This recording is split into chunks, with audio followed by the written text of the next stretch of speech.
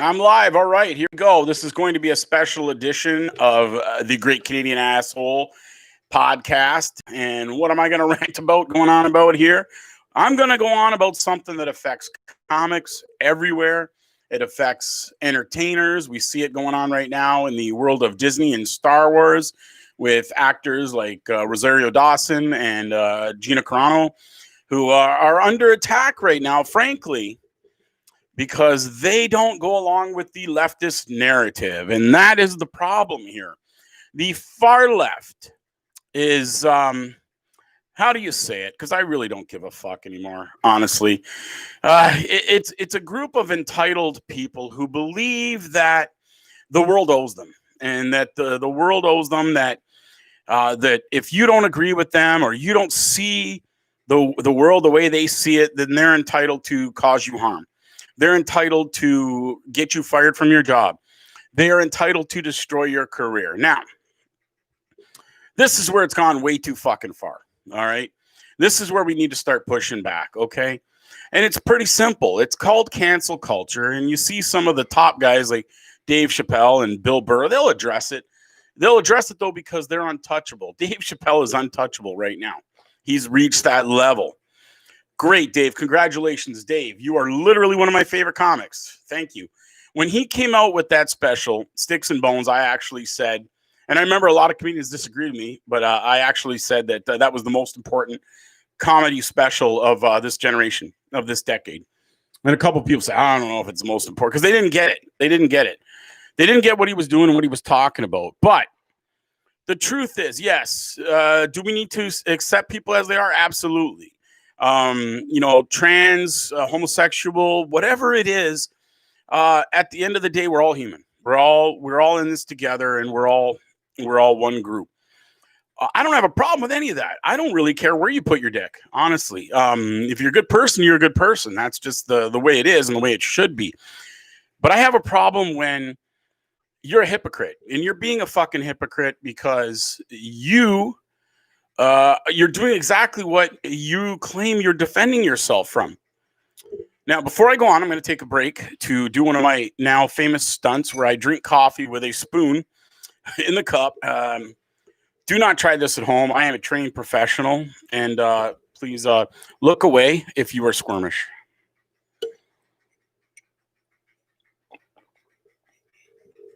I did it again. Another successful stunt. I drank coffee with a spoon in my mug, and I did not poke an eye out. All right. So great. Anyway, comedy, the thing about comedy, and comedy is always under attack because comedy is the last refuge of free speech. And if you're a real comedian, you should understand this, okay? You should understand that really there should be no limits to comedy, and really you should push boundaries. And making jokes or making fun of people, as long as it's not malicious, and if the intent is to make other people laugh, we all can laugh at each other. I happen to be mixed breed. I've never taken it. I'm half Italian. My father was born in Italy. My mother is a mix. She's got native in her. She's got Irish in her. I'm a Heinz 57. I'm a mix of a ton of breeds, and I've experienced discrimination and racism on every way you could possibly imagine. I'm not even kidding. Even as a disability, I've experienced that kind of discrimination. I was very obese at one point in my life. I experienced that discrimination. I'm shorter than the average guy, so I experienced discrimination as well based on that. And guess what? I still push through. I just don't give a fuck. Because what I've learned in life is no matter what, if somebody can't win an argument with me, or they can't, then they're going to go after something about me. They're going to target my height. They're going to do anything they can to try and one up me.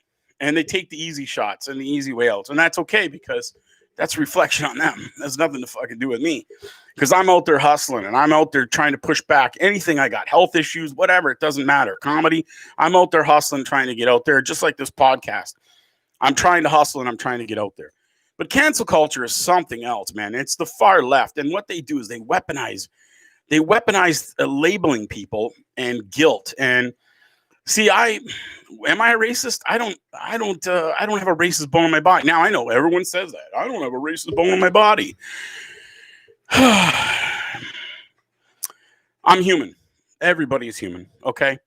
What can I say? I don't view people, I don't look at somebody's skin color as a weakness. I don't know.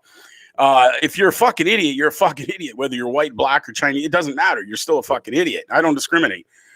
Same with anything else. If you're gay, you're a fucking idiot. Like, it doesn't matter. It's who you are inside, and that's what we all got to start understanding. And that's really how we're all going to heal and get past all of this. Fuck these Democrats now that Joe Biden is in and now he's calling for healing. Listen, go fuck yourselves. You know, all I did one time, I defended the police. I got the 2 times I've been called a racist in my life. I defended the police. That's all I said. It was not all cops are bad. And you got to understand that the job that these guys do.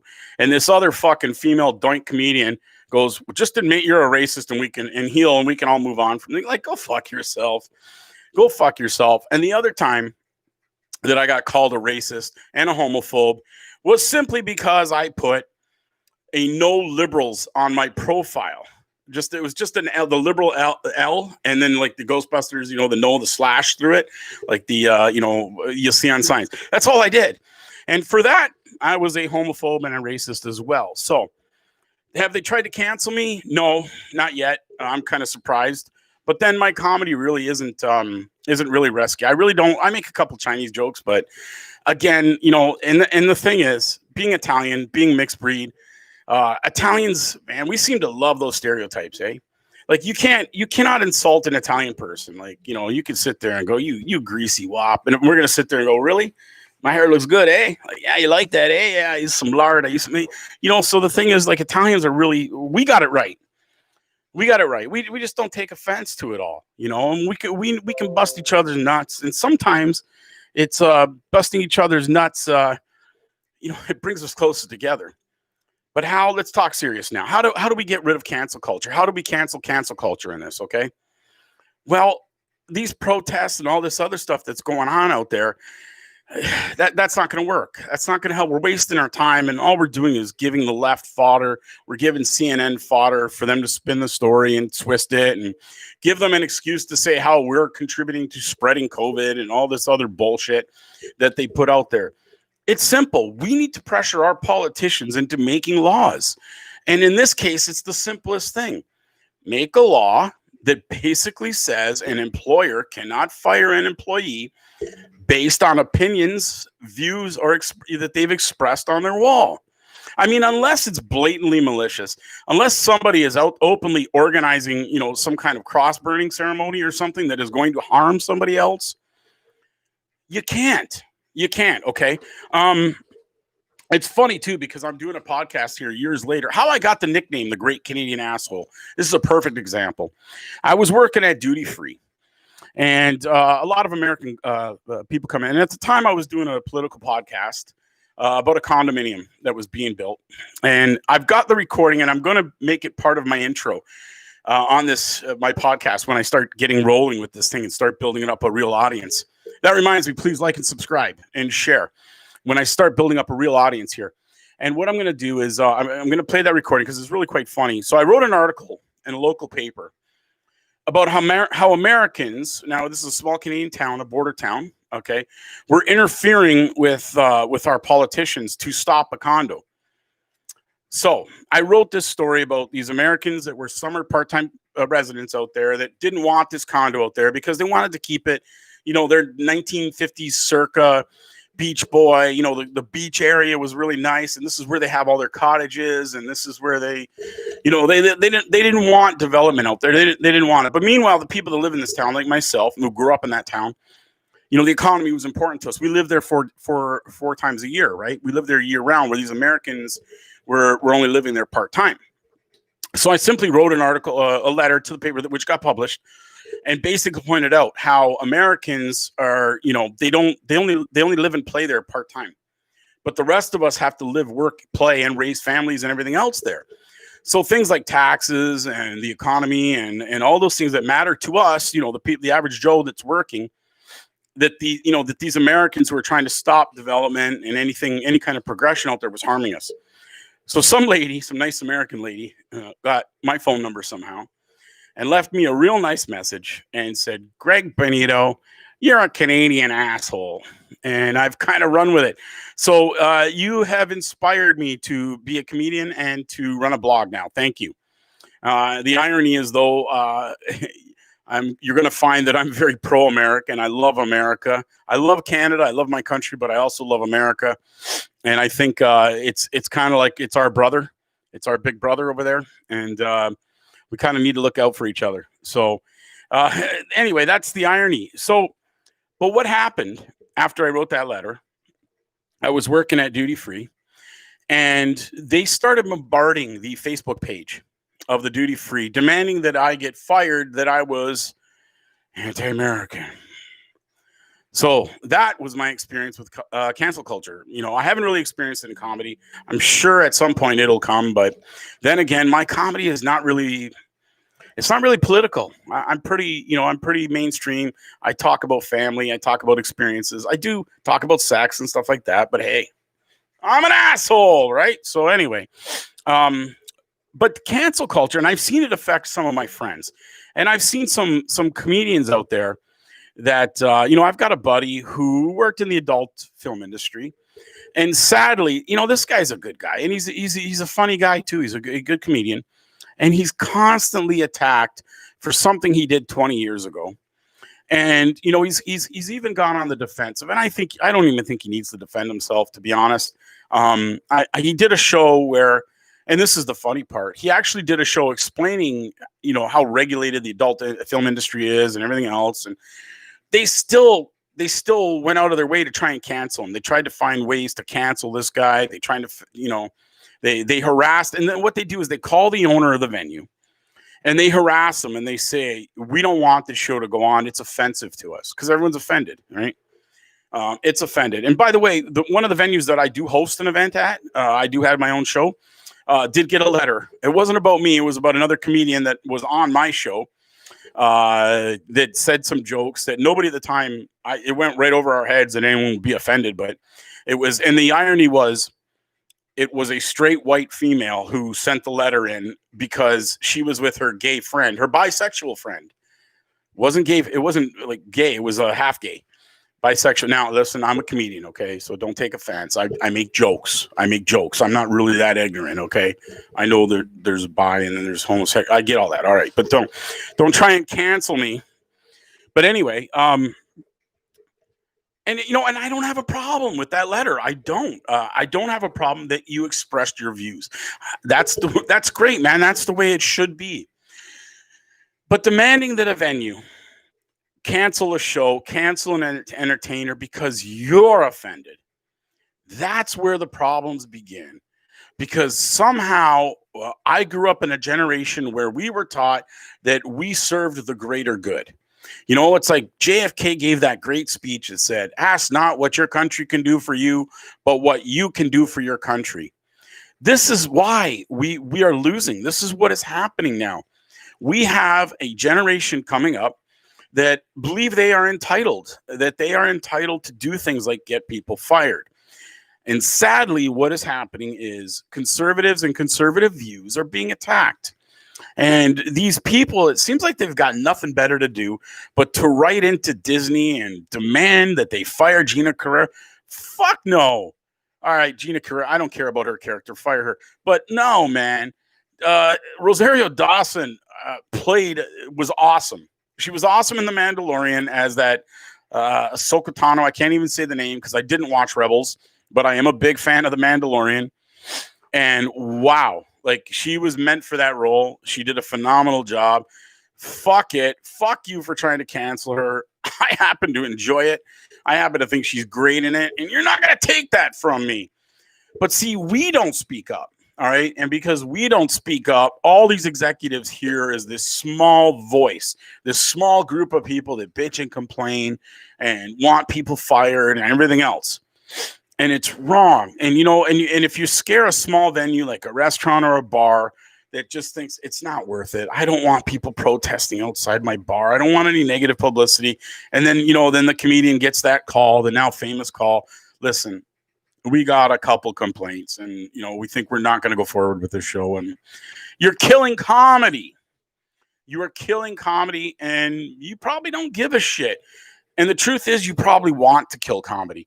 And one of the reasons the far left would want to kill comedy, because comedy, the reason, the secret, I don't even know if it's a secret, but what makes comedy funny is it's always based in truth, if that makes any sense. So, you relate to the jokes, right? If you make a joke and you relate and it's true and, blah, blah, blah, blah, blah. Comedy should never be about maliciously hurting somebody. And I've seen that. And ironically, I'm seeing that out of this younger generation of comics that are coming out that literally pick on people in the audience and rip them apart. Listen, from what I've seen, Don Rickles, some of these guys are just, they don't get it. Like, Don Rickles did it in such a way it was funny and you laughed and you didn't mind, but those guys know how to do it, the Rat Pack and the days of the roasts and everything, because it was all done in love. Like, it was the energy that was around it, it was a positive energy, and it was great for comedy. And, we should all, as comedians, be united, and we should all be sticking up for each other, but we don't. We've got your woke comedians, your woke comedy culture, and they're killing it. They're ruining the fucking thing. And I know that there's comedians out there that are going to say, you're an idiot, and you don't know what you're talking about. I do. I'm sorry. I do know what I'm talking about. You're the fucking idiot. I've been around a long time.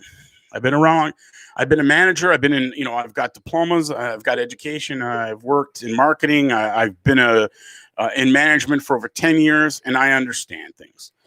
And I understand that if you're a woke comedian and you put on a watered down show because you're afraid to offend people, what's going to happen is Joe and his wife, Sue, come out one night. They finally get a break from the kids, and they decide, I'm going to go out to a comedy show. And they are walking down the street, and they happen to go, oh, they're doing live comedy here. Let's go in and check it out. They go, they sit down, and it's these woke fucking comics kissing each other's ass, telling each other jokes that only they get, talking about their 17 fucking abortions, which, doesn't make any fucking sense to me. I heard one comic go on about one abortion. That was funny. And then in the second comedian goes up and she just talks about she had 17 abortions, but there was no joke. And she expected everyone to laugh at that. But again, that's one of the comics that tried to cancel me. Figures. But what happens is Joe and Sue don't have a good time. They don't have a good experience. And they think now comedy shows suck. So the next time they get a night away from the kids and they get a babysitter, they're not coming back to a comedy show. So the next show that gets put on, it could be great, guys. It could be a great lineup of comedians. But Joe and Sue had a bad experience. Comedy's out for them. They'll stay home and watch it on Netflix where there's no risk. So what happens? Young guys don't get exposure. Some of the comedians who are new to the business, they don't get exposure. It's harder for them to build a fan base. And that's because of these woke comics. We've got to stand up to them, and we've got to start pressuring our government to make laws. And the laws are simple. Just make it so that an employer cannot fire an employee based on opinions or anything they've said. We are all protected under the Charter of Rights. Technically, there already is a law that does it, but it's got to be tightened up. It's got to be set in a way that protects even the employer. Because then the employer, what happens is if there's a law that says anyone who tries to cancel you can be charged criminally, okay, it's going to end that. It's going to end that practice. And it's going to take it off the owners who are just trying to make a buck and trying to make a business. It's going to allow these comedians to get out there and do what they're doing. And, and again, there is a fine line. I mean, as long as they're not holding rallies, KKK rallies or, to go and burn crosses on people's lawns or anything like that, leave it the fuck alone, man. Leave it alone. Comedy is great. It's an art form. Comedy, it's, we are the philosophers. We are the modern day prophets, comics. All right. But we do it through comedy, and that's what makes comedy great. Because it's these people that, they share their experiences. I know for me, my comedy is a lot of experience-based comedy. Of course, I do make it funnier. Believe it or not, a lot of my comedy really did happen to me. I might add a little thing or two just to make it funnier. But the point is, it's entertaining. It's entertaining, and usually people can relate, right? Because they can share that experience. They can see what I'm going through. And then there's comedians who are just, they tell it like it is. Doesn't mean I can tell you I'm not a fan of that style of comedy, but that doesn't matter. Okay, because there is a group of people that are a fan of that type of comedy. So that comedy's for them. Nobody should be trying to stop that. Nobody should be trying to cancel anybody. This is bullshit. We need to fight back. And how do we do it? We need to start pressuring our politicians. We need to start contacting, like here in Canada, our MPs, whoever it is down in the States that you go to when you have a problem. We need to start getting these laws put on the tables. However it works. I know here in Canada, it's province wide. It'll be harder to make it a federal law, but I think it should be. I think it should be a federal law because because the Constitution is involved. But that's it. Take away their power. Take away their childish fucking power. Okay, it's like these people never got past kindergarten. It's like they learned Billy stole my sucker. It's like, get the fuck out of here. Like, deal with it. Deal with it like an adult. Stop tattling on your fucking, going to the teacher and tattling. You fucking whiny baby sucks. You don't think about it. Like, that's all cancel culture is. These fucking, and when you look at them, it's clearly people that don't fit in. They're angry. They're angry because they might have been picked on. They might have, and not that I'm saying they deserve it. They don't deserve it. Like I said, we all need to treat each other equal. We really do. But it doesn't mean that because you were picked on, because you're a trans person, that everyone needs to respect you and respect because I'm going to be honest. I'm okay with trans people. I'm okay with it. But that is something that a lot of people have a hard time wrapping their head around. And you got to respect that. It's not right if they discriminate against you. No, absolutely not. Should you be fired from a job? No, but then you're out there trying to fire people who don't agree with you. So you're no better. But I don't agree with that either. I don't think if you're a trans, I'll tell you right now, I've put trans comics on. I don't give a shit. Gay comics. I've done shows, hosted shows where I've had Muslim comedians and Jewish comedians on at the same time. And guess what? We don't fight. We all have a good time. We all laugh. So, that's what it's about. Respect each other, respect their views and opinions. I'm not gay. I'm a straight man, but I don't it doesn't bother me if somebody else is gay. I don't give a shit. I have a very good friend. He's a black gay man. I love him to death. What he does at night in the bedroom with his boyfriend is none of my damn business. And I don't care because our relationship is based on nerdy things and fun we have and stuff like that. It's not, I don't give a fuck what he does. That's his life. All right, ready? I'm going to do another stunt here for you guys, okay? The cup with the spoon. All right. I'm getting a little nervous. Got to do this right here. Try not to poke myself in the eye. And he does it. He does it. Ah, yes. Woo. Sweating a little bit, but got through that again. Don't try that at home. That is a stunt that took me years to master. I am a trained professional. Please don't attempt that. You could lose an eye. You could. I know a guy who lost an eye. He's a comedian down in Detroit. His name is Mark Bonto. He used to be my brother. His last name used to be Bonito, but he lost an eye, and his last name is Bonto. Some of you won't get that. Spell it out, Bonito, Bonto. Mark, if you ever see this, it's an old joke. But anyway, that was fucking lame. I just lost any viewers I even had. The 2 viewers I had, I think, just went, fuck you, we're out. But anyway, back to cancel culture. Can't start canceling the cancel culture. That's how we do it, man. We make laws, and we make sure that that employers are protected, and that these people cannot do this to us anymore.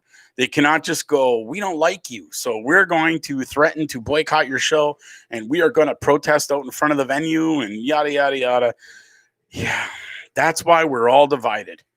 That's why, because as long as there's people taking action to harm other people, as long as there are people taking action to silence the views and expressions of other people, as long as there is identity politics, as long as there are those who feel they are entitled to enforce their beliefs on you.